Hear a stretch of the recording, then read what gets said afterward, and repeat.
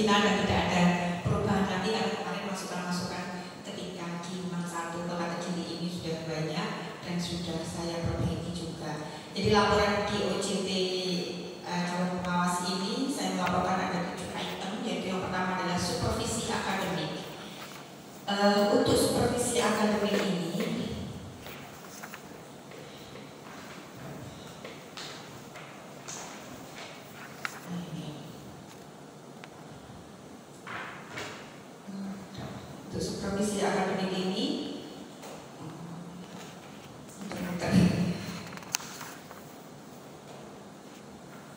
kita pelaksanaannya, jadi pelaksanaannya itu hanya di akhir bulan April karena memang sangat kita sudah terkena Lebaran, kemudian puasa, puasa kemudian Lebaran dan kemudian masih ada hanya 1 minggu untuk kemudian kita bertemu dengan anak-anak, dengan Bapak Ibu guru. Di pelaksanaan ini saya mengambil 10 dari guru yang akan kami supervisi. Kita ambil sampling karena memang guru di masa Kota Kediri ini ada 89 guru, 52 ASN, 19 P3K dan 18 GPT. Dari sini saya ambil hanya 10 sampling yang akan kami lihat satu persatu dokumennya terkait dengan perencanaan dulu. Kemudian kita lanjut dengan kegiatan supervisi akademik yang terkait dengan kunjungan di kelas. Jadi kunjungan di kelas ini karena kita tidak bisa banyak 10 guru yang sudah kita teliti di perencanaannya itu tidak bisa kita lihat, maka kita hanya mengambil 5, jadi mengambil 5 guru. Kemudian dari hasilnya ini memang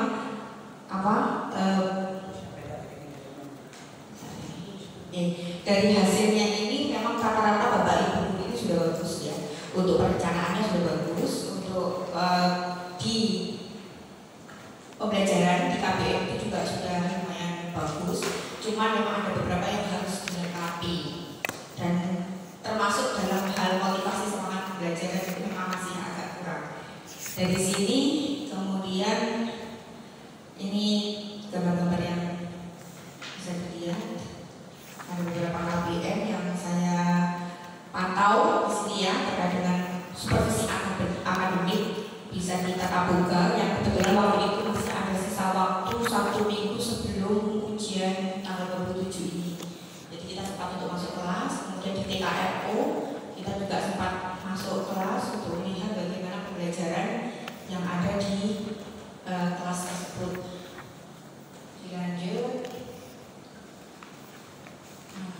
Kemudian ini apa jenisnya? Laporan kemarin ini. Nah, untuk manajerial. Berikutnya di manajerial. Di manajerial karena memang supervisi manajerial itu terlalu banyak, jadi yang kita bahas tidak banyak-banyak. Saya cukup mengambil dari RKM dan IDM, kemudian pengelolaan di kehumasan, dan kebetulan saya ada di kehumasan, jadi saya paham sekali terkait dengan kehumasan yang ada di Satu Kota Kediri dan juga terkait dengan pengelolaan di komite dan manajemen. Alhamdulillah sudah berlangsung dengan baik. Kemudian untuk Sarpras, kalau untuk Sarpras itu secara pandangan itu kalau kita lihat ada beberapa yang masih belum komplit, dan ini pun juga karena memang keterbatasan ya, jadi ada keterbatasan pembiayaan, dan ini nanti harus di RTL yaitu berupa kolaborasi dan kerjasama yang baik dengan Dewan Komite. Ini masukan seperti itu. Nah, ini gambar-gambar saya ketika saya melakukan rapat dinas dengan Bapak pimpinan dan juga komite. Jadi ini sudah dilaksanakan secara rutin. Kemudian untuk pemantauan 8 SMP ada 8 standar kelulusan yang saya pantau secara umum dan juga sudah ada di instrumen. Dan ini secara umum, jadi kalau kita lihat secara umum ini, secara umum Satu Kota Kediri ini adalah sudah melaksanakan 8 standar nasional pendidikan dengan baik. Untuk standar Sarpras masih perlu memasukkan pengelolaannya seiring dengan standar pembiayaan. Jadi kenapa kok sarprasnya berkurang? Ya karena memang pembiayaannya pun masih kurang sempurna. Langsung ke PKG.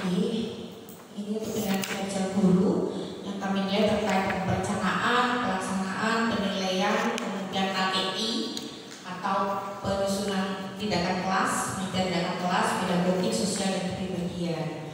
Kemudian hasil yang kami lihat di sini ya, ini secara global kinerja guru itu sudah bagus ya. Yang kurang itu adalah di penyusunan PTK atau KTI. Nah, kemudian masih butuh adanya motivasi dari kerja. Jadi kinerja Bapak Ibu guru itu masih dilihat itu masih kurang ya, kurang bersemangat. Kemudian untuk rencana tindak lanjutnya perlu adanya pembinaan secara rutin. Jadi di sini kami akhirnya include masuk ke rapat dinas melakukan pembinaan dan melakukan bimbingan dan pelatihan dalam penyusunan penelitian tindakan kelas. Ini yang keempat ini. Kemudian untuk PKKM atau penilaian kinerja dalam madrasah, ini ada beberapa item yang sudah kami lihat. Ini kemarin dari Bu Eni juga kami dapat ini seperti itu hasilnya. Kemudian kalau dilihat dari Bapak Bulan, saya juga menemani PKKM yang Bapak Kepala Madrasah itu berkali-kali ya. Di antaranya yang paling banyak jadi masukan dari para pengawas itu adalah kekurangan dalam supervisi guru. Ini yang perlu ditingkatkan, bisa dengan melalui kelompok kerja kepala madrasah, pembinaan Bapak Kepala Madrasah, atau mungkin bincang-bincang dari pengawas sendiri untuk banyak melakukan bagaimana Bapak Kepala Madrasah ini bisa mengupgrade dirinya dalam melakukan supervisi supaya bisa mensupervisi para guru. Ini untuk PKKM. Kemudian untuk bimbingan dan pelatihan. Nah, karena tadi saya menemukan permasalahan di lapangan itu, kalau kelemahan Bapak Ibu guru itu adalah di penyusunan PTK, maka saya memakai Bimlan itu bagaimana mudah menyusun PTK. Karena memang PTK itu kan dianggap sebagai sesuatu yang sulit, yang sesuatu yang mokok, yang malas. Jadi harus orang itu kalau menulis kan harus lebih dari zona nyaman ya. Nah, ini kita laksanakan setelah rapat dinas yaitu pada hari Jumat tanggal 3 Mei dengan peserta gurunya semua guru ya, semua guru atau 89 guru. Kalau totalnya GTK kita itu ada 115-89-nya guru. Kami lanjut untuk PTKP atau proposal penelitian tindakan kepengawasan. Ini saya lanjut juga dari hasil permasalahan yang saya temukan di lapangan, maka ini saya tuangkan di judul PTKP saya, yaitu implementasi tindak lanjut supervisi akademik melalui bimbingan dan pelatihan penyusunan PTK dalam meningkatkan profesionalitas guru di masa perguruan tinggi. Jadi karena saya menemukan masalah, maka saya tuangkan dalam bentuk penelitian. Kenapa kok masalahnya ini tak begitu kelihatan ya. Ini saya menyebar Google Form, ternyata ada 35 yang merespon Google saya, dari Google Form saya yang menyatakan bahwasanya 35 ini sekitar hanya 12 yang mau menulis atau yang mau menyusun PTK itu hanya 12. Dan 3 saja yang dari semua judul, saya kan minta judulnya, kalau Bapak Ibu tuliskan judulnya. Kemudian dari 11 yang sudah menulis itu ternyata hanya 3 yang menulis judul penelitian yang benar. Dan ini menunjukkan bagaimana kompetensi penyusunan PTK Bapak Ibu itu sangat lemah.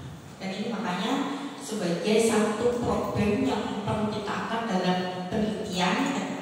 Bisa jadi nanti ketika kita menemukan solusi, ini akan bisa kita pakai untuk menyelesaikan masalah yang kita temukan di lapangan.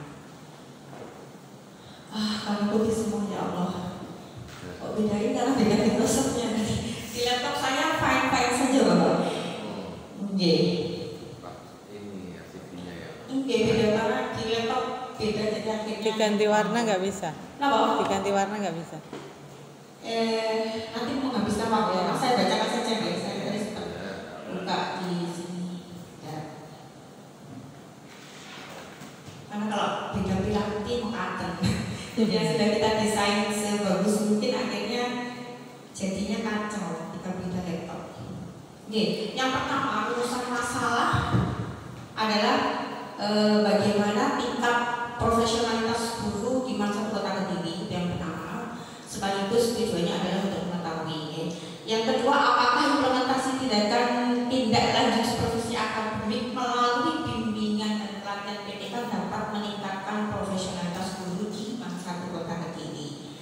Ini kita ambil untuk subjek adalah guru-guru di Mansatu Kota Kediri. Kemudian letaknya atau lokusnya ada di Mansatu Kota Kediri.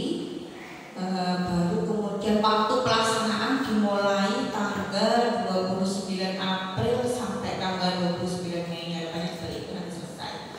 Baru kemudian ada instrumen atau tekniknya, cara observasi dan dokumentasi, analisis data, tetap namanya PTK pasti ada siklus 1, siklus 2, dan kemudian analisis.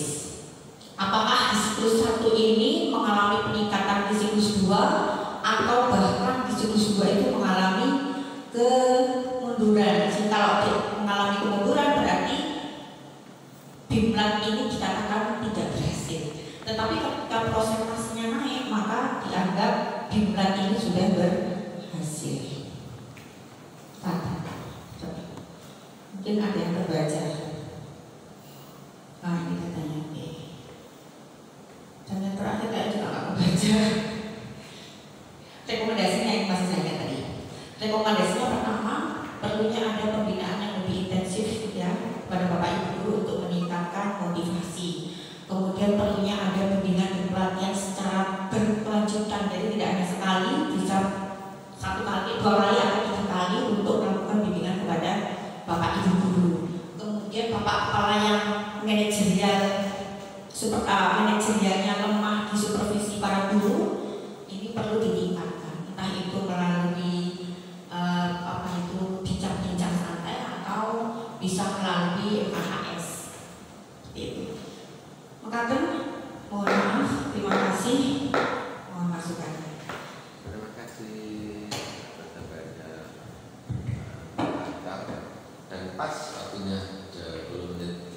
Untuk kesempatan pertama silakan kepada Bu Eni dulu pas. Oh iya.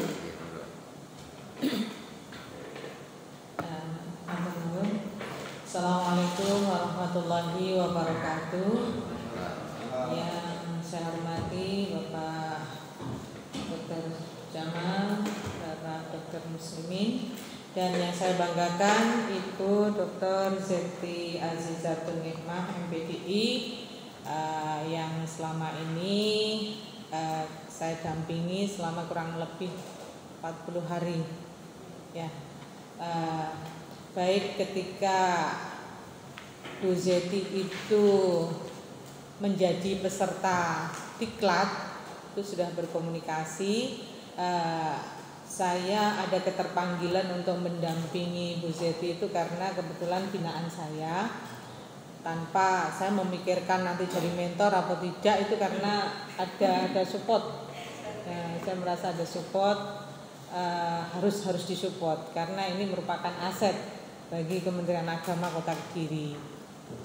Dan saya bangga pada Bu Zeti yang punya kapabilitas yang bisa diperhitungkan, dan itu kenyataannya. Beberapa prestasi dia punya. Kemudian untuk di sini portofolionya saja sudah percaya diri di Bendo sama Muslimin. Artinya bukan berarti ini kepercayaan diri yang tiada sebab, tetapi karena memang kita sudah mendampingi, dan kebetulan saya juga mengikuti bersama Pak Jamal waktu on job training di MAN 1 Kota Kediri, masukan-masukan yang kita rekomendasikan dituangkan oleh Bu Zeti di sini. Bu Zeti, saya ingin memberikan bekal kepada panjenengan dari sisi kompetensi sosial, kompetensi kepribadian sebagai calon seorang pengawas, bahwa nanti ketika panjenengan menjadi seorang pengawas itu pekerjaannya tidak ansih secara teori saja, tetapi dari sisi praktek yang sudah pernah saya beri masukan kepada panjenengan. Pada prakteknya itu madrasah yang kita dampingi bermacam-macam. Kemudian karakter daripada pendidik maupun tenaga kependidikan itu juga bermacam-macam. Bu Zeti harus mempunyai pemikiran yang jauh ke depan, karena di Kementerian Agama itu belum ada spesifikasi pengawas yang khusus mapel. Misalkan pengawas belum ada memang misalkan pengawas akidah akhlak, mapel akidah akhlak atau yang lainnya.